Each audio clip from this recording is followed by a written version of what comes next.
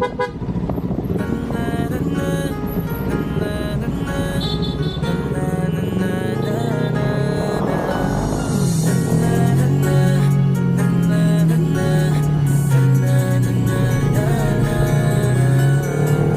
nangyari, tako ng binilang kadyaming kumpare na papangiti lang. Ngayon naalala, maulit yun sana. Nakakamiss lang kasi Hindi ko mapigil ang mga ngiti ko pag naaalala mga bagay na to. Kay sarap balikan, tamis na nagdaan. Nakakamiss